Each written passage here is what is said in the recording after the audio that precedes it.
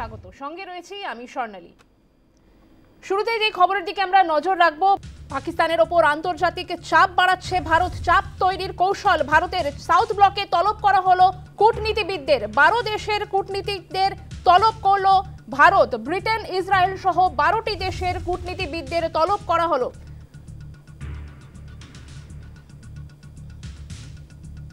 পাকিস্তানের ওপর আন্তর্জাতিক চাপ বাড়ানো হচ্ছে। পেহেলগাঁওয়ের নারকীয় ঘটনার পর পাকিস্তানের ওপর ক্রমশ চাপ বাড়াচ্ছে ভারত।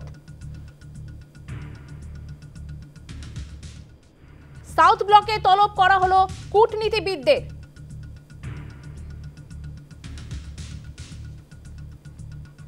নিউজরুম থেকে সরাসরি রয়েছেন আমাদের প্রতিনিধি তন্ময় সাহা।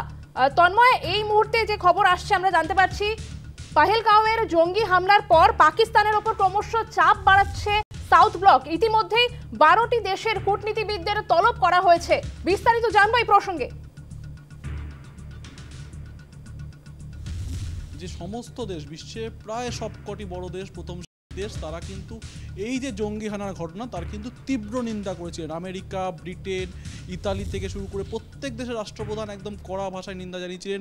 ইসরায়েলের যিনি ভারতীয় রাষ্ট্রদূত তিনি একদম বলেছিলেন ভারতের পাশে তারা রয়েছে। এবং আমেরিকার ডোনাল্ড ট্রাম্প, তার সঙ্গে নরেন্দ্র মোদীর কথা হয়েছিল, জেডি ভ্যান্স তিনি ভারতবর্ষে ছিলেন। এই পরিস্থিতিতে দাঁড়িয়ে আজকের দিনে দাঁড়িয়ে ভারত পাকিস্তানকে আরও কোণঠাসা করতে যে প্রস্তুতি নিয়েছে ভারতবর্ষ। এখনও পর্যন্ত আমরা জানছি যে সাউথ ব্লকে 12টি দেশের কূটনীতিক তাদের ডেকে পাঠানো হয়েছে। এবং যা জানা যাচ্ছে যে ঠিক কীভাবে কি নির্মমতায় এই জঙ্গিরা ভারতীয় নাগরিকদের বেছে বেছে তাদের ধর্ম দেখে দেখে একের পর এক করে খুন করেছে। এবং নৃশংস যে ছবি আমরা বারবার এই টিভির পর্দায় আমরা দেখাচ্ছি, নৃশংস ছবি, একদম গান পয়েন্টে রেখে ধর্ম জিজ্ঞেস করা হচ্ছে এবং তারপর একের পর এক গুলি চালিয়ে নির্বিচারে এই হত্যাকাণ্ড। সেখানে দেখা হয়নি তার মানে সে মানুষটি কী, এবং সেক্ষেত্রে কোনোভাবে দেখা হয়নি, শুধু তাদের ধর্ম পরিচয়, তার জাতি পরিচয় নিয়ে একের পর এক খুন। এই ঘটনার যে একদম স্পষ্ট, সেটা গোটা বিশ্বের কূটনীতিকদের সামনে তুলে ধরা হবে। এবং এক্ষেত্রে গতকালই যে গোটা বিশ্ব জানিয়েছিল, বিভিন্ন দেশের সমাজ মাধ্যমে বিভিন্ন দেশের রাষ্ট্রপ্রধানরা তারা জানিয়েছিলেন যে ভারতের এই নৃশংস ঘটনার তারা নিন্দা করেন, কাশ্মীরের এই পরিস্থিতির তারা নিন্দা করেন। সেক্ষেত্রে দাঁড়িয়ে আজকের এই ভারতের পদক্ষেপ, এই কূটনৈতিক পদক্ষেপ কিন্তু অত্যন্ত গুরুত্বপূর্ণ।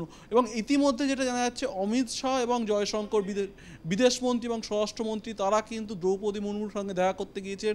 একদিকে এই যে বিদেশমন্ত্রী এবং স্বরাষ্ট্রমন্ত্রী দুজনের দ্রৌপদী মুর্মুর সঙ্গে দেখা করতে যাওয়া, এবং অন্যদিকে এই যে সাউথ ব্লকে কূটনীতিকদের ডেকে পাঠানো, এই জোড়া যে ভারতের পদক্ষেপ তা কিন্তু অত্যন্ত গুরুত্বপূর্ণ। ইতিমধ্যে আমরা জানি যে গতকাল ভারতের বিদেশ মন্ত্রকের তরফ থেকে জানিয়ে দেওয়া হয়েছিল যে সিন্ধু জল চুক্তি সহ একের পর এক চুক্তি বাতিল, এবং তা পাকিস্তানিদের ভিসা বাতিল করা হচ্ছে। পাকিস্তানের উপর যে ক্রমাগত চাপ, একের পর এক কূটনৈতিক প্রেশার, সেই প্রেশার কিন্তু ভারতীয়, এবং তারই নবতম সংযোজন হচ্ছে এই কূটনীতিকদের ডেকে পাঠানো। এবং তাদের কাছে ঠিক কি হয়েছিল, কতটা নির্মমতায় ভারতীয় নাগরিকদের সঙ্গে একের পর এক খুন করা হয়েছিল, তা কিন্তু একেবারে তুলে ধরা হবে। সোনালী, একেবারেই তাই। পাকিস্তানের ওপর আন্তর্জাতিক চাপ তৈরির কৌশল ভারতের। এখানে আমি তোমার কাছে একটু স্পষ্ট হতে চাইবো, এখানে কিভাবে চাপ তৈরি করা হচ্ছে সাউথ ব্লকের পক্ষ থেকে? দেখো, একেবারে এই যে সাবজেক্ট প্রথম থেকেই যে পদক্ষেপগুলো নেওয়া হয়েছিল, গতকাল কিন্তু একেবারে বিদেশ মন্ত্রক বৈঠক করে জানিয়ে দিয়েছিল যে সিন্ধু জল চুক্তি বাতিল, পাকিস্তানের যে কূটনীতিকরা ভারতে রয়েছে তাদের একটা বড় অংশ বাতিল করা হয়েছে, বা ভারত বড় অংশকে স্থগিত করা হয়েছে, বলা হয়েছে তাদের আর চাই না, তাদের দেশে ফিরে যেতে বলা হয়েছে। এবং পাকিস্তানি নাগরিকদের কিন্তু দেশে ফিরতে যেতে বলা হয়েছে। একটু আগে যে খবরটা এসে বিদেশ মন্ত্রক জানিয়ে দিয়েছে, যারা মেডিকেল ভিসায় পাকিস্তানি ছিলেন তাদের 29শে এপ্রিল পর্যন্ত ভিসা শেষ পর্যন্ত থাকবে, তার আগে তাদের দেশে ফিরে যেতে হবে। এবং অন্যান্য যারা পাকিস্তানি নাগরিক যারা ভারতে রয়েছেন এই মুহূর্তে, তাদের 27শে এপ্রিল অর্থাৎ আগামী 48 ঘন্টার মধ্যে তাদের ফিরে যেতে নির্দেশ দেওয়া হয়েছে। এবং যেসব ভারতীয় পাকিস্তানে রয়েছে তাদের কিন্তু দেশে ফিরে আসতে বলা, অর্থাৎ একেবারে যেসব মানে একের পর এক যে চাপ তৈরি করা, এবং একই সাথে সাউথ ব্লকে ডেকে পাঠানো, এই দুটো পর্যায়ে যদি আমরা খুব বিচার করে দেখি আমরা পাশাপাশি যে পাকিস্তানের উপর কিন্তু একদিকে যেমন অর্থনৈতিক চাপ তৈরি হলো, বাণিজ্য বন্ধ করে দেওয়া হয়েছে, হয়তো ভারত পাকিস্তানের বাণিজ্য অতটা নয়, অতখানি নয়, কিন্তু গোটা বিশ্বের কাছে যে বার্তাটা গেল, এই যে হয়তো বাণিজ্যের ক্ষেত্রে সংখ্যাটা খুব বড় নয়, কিন্তু এই যে বার্তা যে ভারত কঠোর পদক্ষেপ নিচ্ছে এবং একই সাথে একের পর এক মেডিকেল ভিসা বাতিল।